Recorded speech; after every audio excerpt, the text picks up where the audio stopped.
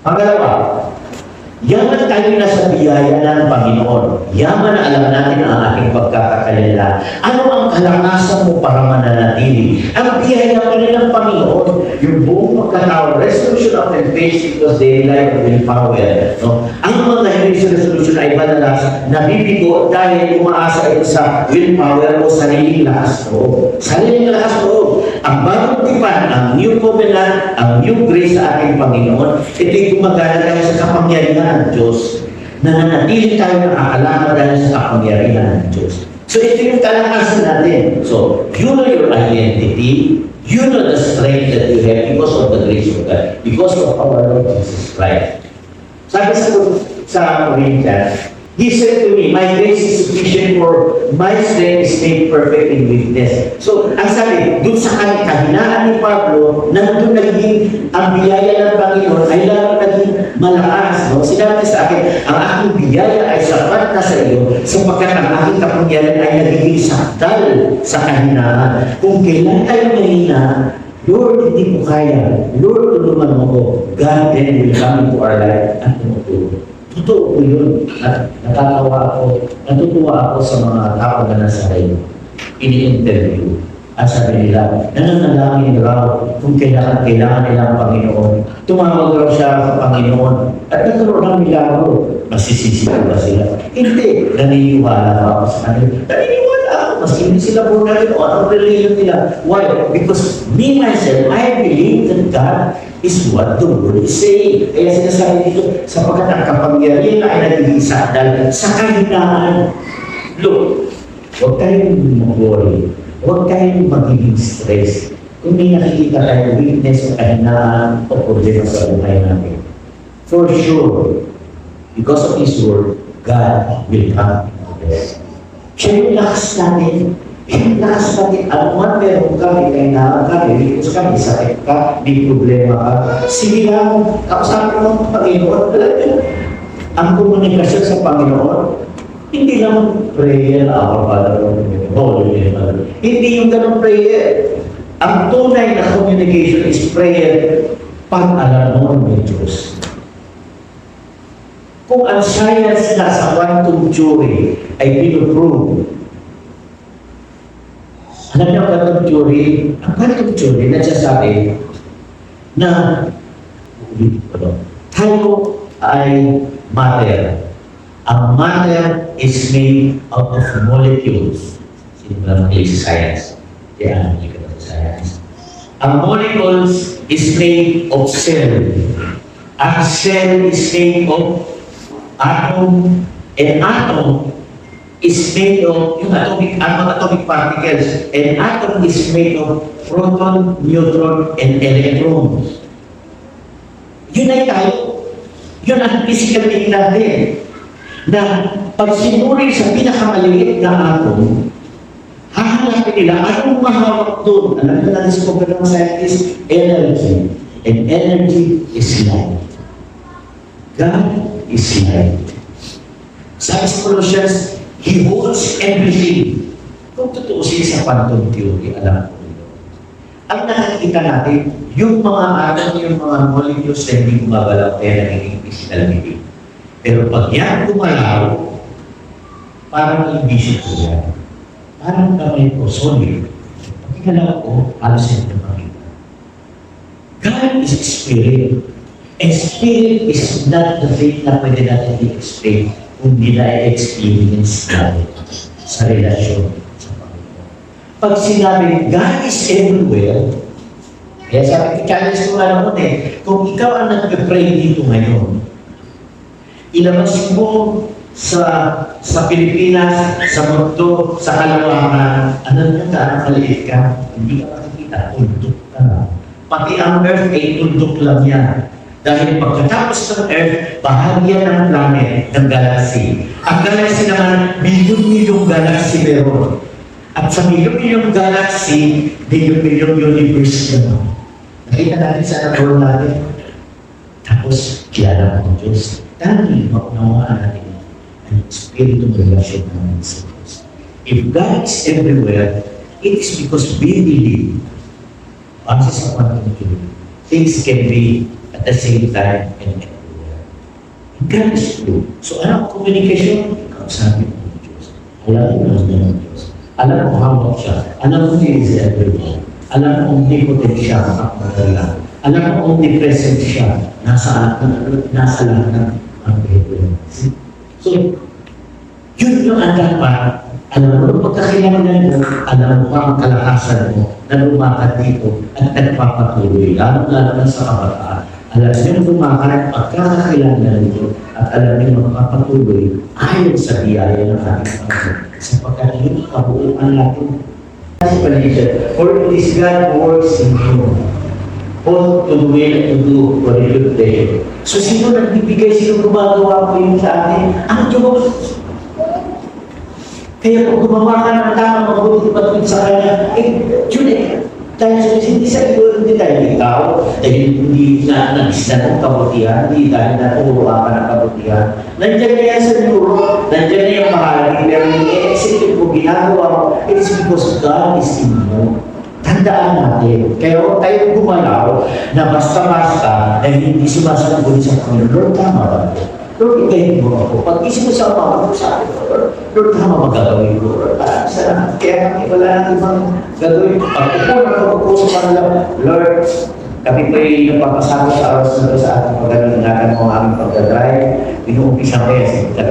Katulad ko na nagdadrive kasama si Jacob, si Leah, si Bobby, si Diego. Tapos, lilipat ako na Edwin.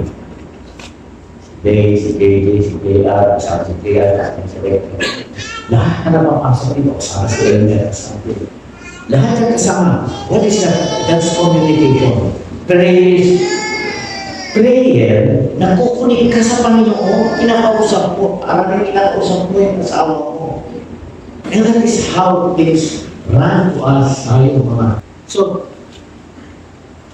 So ang pananaw ng bibiyaya, no? Hindi mo na kayang pilitin, no? Hindi lang ang pag-asa sa sariling diskarte. Yung ba sariling diskarte na ngayon 2026 na. Tandaan natin, kung ikaw man ay matapang magkamali, hindi ka maiwan ng biyaya. Hindi hinahanap ng Diyos ang iyong galing. Hindi niya hinahanap ng galing. Alam niyo anong tinitingnan lang niya? Tinitingnan lang niya ang pagkatao ko.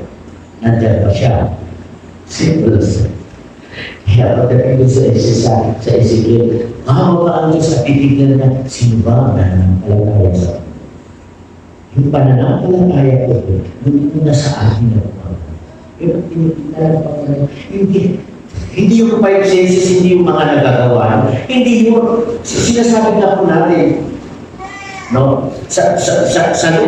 Sa lumang katuruan, wala akong kapitinturo, hindi kasalanan. Ito ngayon, ano ang kasalanan? What is sin? No? Kadalasan tinitingnan natin yung resulta ng kasalanan. Ay, ganito siya, nakapatay siya, ganito, chismosa siya. Lahat tinitingnan natin yung resulta ng kasalanan. Pero tunay na kasalanan ay nag-uumpisa sa litang hamartia. Yung sinasabi, hindi ka nakakama sa bullseye, kami nagdadrive noon. Ibig sabihin ng pamagkat, hindi ka naka-bullseye, hindi ka nakatama sa kalooban ng Diyos, hindi mo nakilala ang Diyos, hindi mo alam ang Diyos, nasaan ka, nandun ka sa hamartia.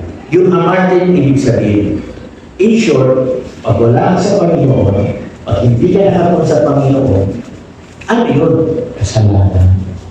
Dahil umpisa na doon sa kasalanan na hindi mo tinitingnan ang Panginoon, hindi mo siya pinapansin, hindi siya wala sa kalooban ng Panginoon. Umpisa na gagawa ng kasalanan, resulta yun mga ginagawa mo. So that is the reason that we have to focus on Jesus. Focus on Jesus, then you will not sin. Focus on Jesus, sin will not crawl in your life. Napakahalaga po yung mga bagay. So, pagpasok ko, alam mo na kakikilangan mo, alam mo na ang lakas mo sa Panginoon, sisiguraduhin mo ngayon na ang future mo ay secure. No fear of abandonment. Alam mo yung pinaka-problema sa kamatayan? Ang problema pag ikaw na mamatay, nahihiwalay ka sa Diyos. Yun naman yun eh. Kung ano-ano ang tinuro na ang Catholicism na St. Augustine, pag ikaw ay namatay, may hell dito, may heaven dito. May choice pa ba? Pakinggan natin ng Panginoon. Ang Panginoon, Bumaba siya para makita kung ano ang kalooban ng Diyos. Ang kalooban ng Diyos, the will of the Father is to behold the Son. Makilala ka niya kung anak ating Panginoon. Sapagkat ang Panginoon ang nagsasabi sa atin, ito ang pagkatao natin, ito na ang pagkatao natin, ang kasalanan na inalis na niya, kaya napapasok sa kabalo, binigyan na tayo ng kapiro, makakalakad na tayo, at paglakad natin sa biyaya ng Panginoon, kaya natin gawin. In short, we are secure. No? Ang pinakamalaking pangamba sa bagong taon ay ang kawalan ng kapiyakan. Hindi natin tiyak. Hindi natin tiyak kung magkakapira. Hindi natin tiyak kung magkakaroon pa tayo ng trabaho. Hindi natin tiyak kung may makakain tayo. Hindi natin tiyak kung ikaw'y magkakaroon pa. Hindi natin tiyak kung ano pa ang pwede magiging bahagi sa buhay mo. See? Bakit? Sapagkat ito yun ang tinuro sa lumang tipan. Ang tinuro sa lumang tipan, pag gumawa ka ng mabuti, ikaw ay blessed. Pag hindi ka gagawin ng mabuti, ikaw ay susunod pa. Kailangan sumunod ka dito, kailangan sumunod ka sa ganon. So ang sabi ng bagong tipan sa biyaya ng Diyos, kanya, we are not under the law, we are under grace. We follow Christ. Sa lumang tipan, sumusunod sila kay Moses. Lahat, alam niyo ba na sa panahon ng mga Hudyo, si Jesus Christ sa kanila ay si Moses. Kaya dumating si Jesus Christ, hindi nila kinikilala until hindi ng pagsunod nila kay Moses. Pero nung dumating ang lahat ng Panginoon, ipinakama sa Diyos na bahagi naman yun ang dapat mangyari. So, sa pamamagitan ng ating Panginoon. So, sa bagong tipan, inauna ni Kristo lahat ng kaparusahan at tayo na pag-isalas. And this is the assurance that we need.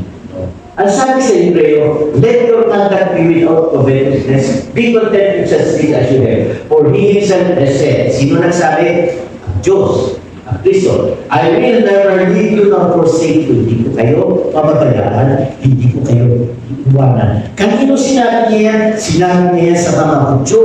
Dahil ang mga Hudyo hindi nakatuon sa Panginoon. Ang mga Hudyo hindi nakatuon sa darating na biyaya. Sinasabi niya sa kanila, inaakit naman natin ngayon. Sinabi ng Diyos na hindi tayo pababayaan. Sinabi ng Diyos na hindi tayo iiwanan. Ito pinangahawakan natin. Ito ang sure. Ito ang assurance natin ngayon. See? So may pundasyon, ginagawa natin ngayon. May kasiguraduhan, ginagawa natin ngayon. At sabi nga sa verse 6, the Lord is my helper. I will not fear, huwag kang matakot. Kaibigan mga kapatid. I will not fear, what can man do to me? Anong magagawa ng tao? At ito mas matindi. At sabi ko dito, what then shall we say? Ano ka sasabihin ko? If God is for us, kung ang Diyos ay kakampi ko, who can be against us? Sino pwede kumalaban sa akin? See? Dapat alam niya sa na siya. Pero alam mo ba? Ito na naman, pamamit ko sa malalim. Kadalasan si Satanas, kadalasan si Kalim, kadalasan. Alam mo ba anong ibig sabihin ng Satan? Ang Satan, ang original word na meaning ng Satan ay enemy. Pag wala ang Kristo sa iyo, enemy ka. Simple as that. Pag hindi ka nakapuko sa Panginoon at kasama ka na may sin, enemy ka. At ibig sabihin ng enemy, kalimutan ko si Jesus Christ, huwag mo pansinin si Jesus Christ, gagawa ka ng kasalanan dahil wala si Jesus Christ. Ano ang tawag ko sa iyo? Satan. Kaya kadalasan pinagdiri natin si Satan. Actually, doing things against Jesus Christ is satanic. Hallelujah. Sabi dito, He who did not spare His own Son, ang Diyos ang na ibinigay ang pupunahan, but delivered Him up for us all. How shall He not will He also will give us all things na naman yung tamang pananaw. Ang magulang kapatid, hindi mo kailangan matakot. Una, kailangan mo alam ang iyong pagkakilala identity. Kailangan malaman mo ang kalakasan mo dahil sa biyaya. Kailangan huwag kang matakot sapagkat ikaw ay matalaman. Ito kasi, yung tatlong bahagyan, simple lang ang focus sa Panginoon. Kaya sa araw na ito, wala po tayo ng panalangin ko tayo dito. Ako yung manalangin para sa iyo. Panginoon, Diyos na katawang tao. Pinapanampalatayaan ng mga tao sa paligid. Kilala, walang eksente na hindi kilala sa Jesus Christ sa kanya. Si Jesus Christ, Diyos na katawang tao, incarnated, nabuhay, nagturo, tamang pamumuhay sa atin. At higit sa lahat, siya yung nagtuturo kung sino ang Ama. Siya ang nagtuturo kung sino ang Banal na Espiritu. Sa pamamagitan ni Kristo, malalaman natin na totoo tayo nila ng Diyos. Kaya tanda natin ang katayuan natin, tayo nakatayo dahil sa pagkakakilala natin kay Kristo. Tayo nilakas na loob at patuloy sa 2026 dahil sa kalakasan ng biyaya kaya sa atin. Tayo ay sigurado sapagkat hindi na dapat tayo ng tao sapagkat ang Diyos ay kasama.